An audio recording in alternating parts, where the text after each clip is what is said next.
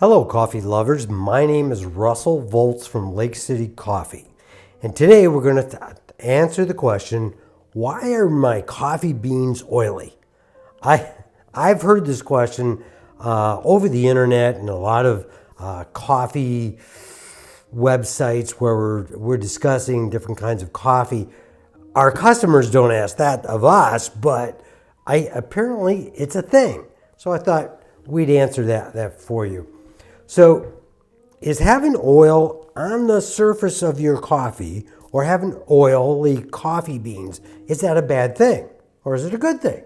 Actually, having oil is essential to having a decent cup of coffee because in those oils are all the antioxidants, the bioflavonoids, caffeine, the odor, the good smell of coffee, and of course, the flavor is all in those oils. So without those oils, you don't have coffee anymore.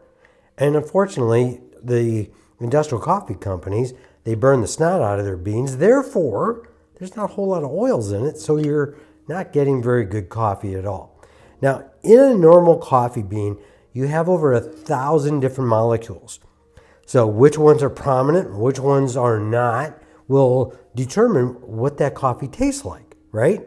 So how those oils get in there has to do with what they call the terroir of where the plant is. That has to do with soil, that has to do with humidity, sunshine, cloud cover, wind, all those environmental variables coming together in one place at one time will create a coffee bean of one flavor or another. As a matter of fact, we buy our coffee by the lot.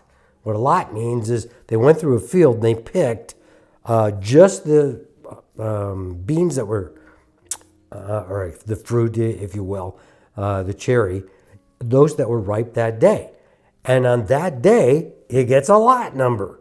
They come through a week later and they pick all the rest of, not all the rest, but all the beans or the cherries that happen to be ripe that day, it gets another lot number, right? So each lot will have a different flavor. So that being the case, the question isn't so much, are there oils or not? You want oils. Oils are good. It's where the oils are. Are the oils on the inside of the bean or on the outside of the bean? Inside is where you want them, right? So let's talk about the differences and why, can certain beans be more oily than others? First of all, there are, hundreds and hundreds of different places that you can have beans grow, right? And to tell you the truth, I've only found two that I really, really like. And one is from Kona. Kona coffee is some of the best coffee on the planet. That's Kona, Hawaii. Problem is, it costs so darn much. They're $50 to $100 a bag. It's nuts. If you're if you're at Costco and you're seeing, Kona coffee and it's $12.99 or some ridiculous number, it's not 100% Kona coffee. So just saying, you go to Hawaii, buy it there, you're going to spend a lot of money on it. The other bean that I think is fantastic is from Costa Rica. So quality, pound for pound, there is very equal to Kona coffee. Can be, not always, but can be. And the beans that we select can go head to head against Kona any day of the week. But that's because we're very careful about what we pick. And we're talking $15 to $20 a bag, depending on who you're buying it from, the size of the bag, etc. So how does the oil get on the outside of the bean surface? Well, there's several ways that happens.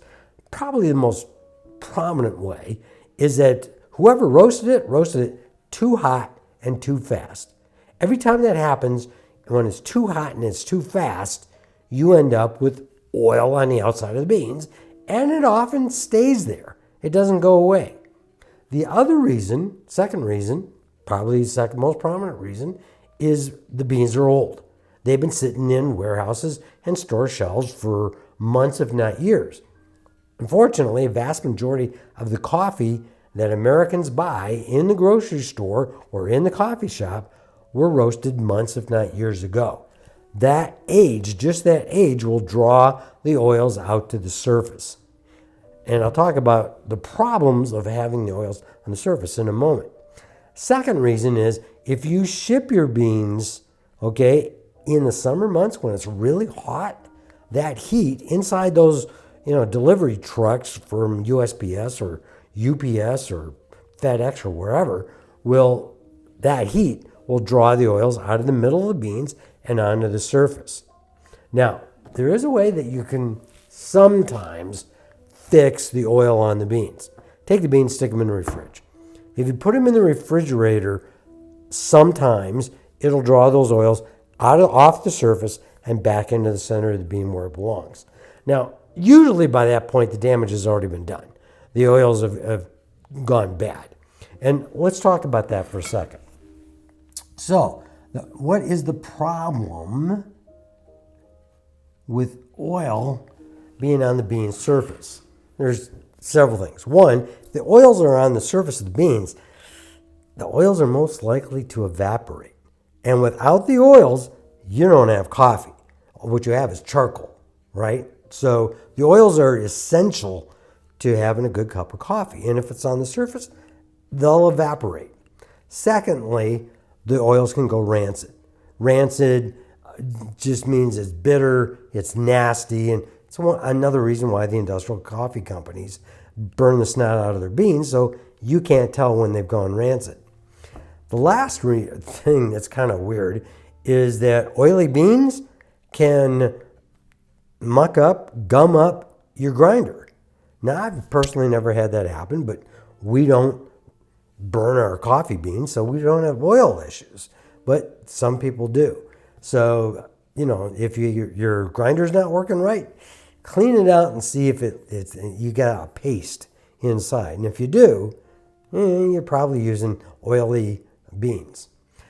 So I am going to do a side-by-side taste test here of non-oily beans and oily beans.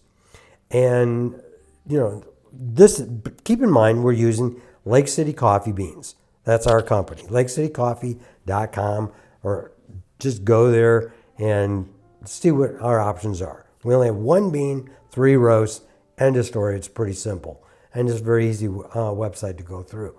We basically pick beans that are smooth as silk and they have tons of flavor. So they have flavor like chocolate or nut or citrus or florals, earthy spices, etc. And as long as those flavors are well balanced and well integrated, like a fine bottle of wine, then you've got great coffee. And that's what we provide. Okay, so the other thing is that makes these beans unique, and we're going to taste test this right now, is that we roast and ship the same day. So we want to make sure you get the freshest beans humanly possible.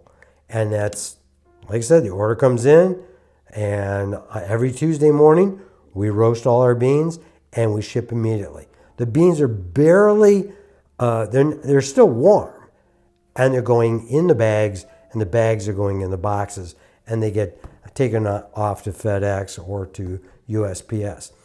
So let's do this quick coffee taste test. I want to show you. This is what a good dark roast is. You'll notice it's not black. It is a very, very dark brown.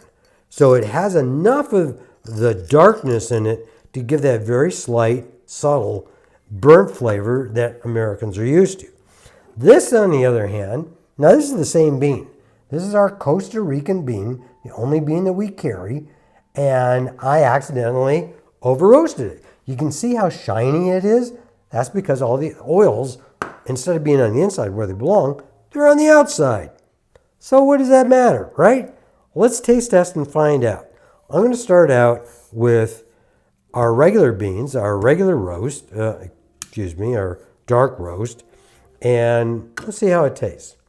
So by the way, I ground 25 grams of these beans in my trusty little hand grinder that I absolutely love, made in America by Red Rooster Trading Company.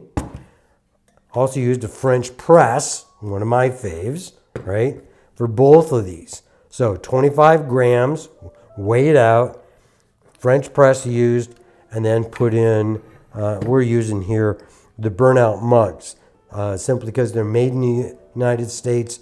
They're built like a tank, and they keep the coffee hot. So let's give her a shot.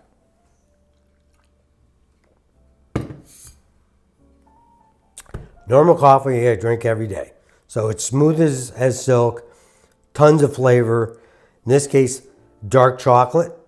That's what this year we're getting, is a lot of dark chocolate and some nut. So nothing new here, because I drink it all the time, right? Yep, love it. Now, let's go to the hot and fast, burnt, oily beans and see what we get.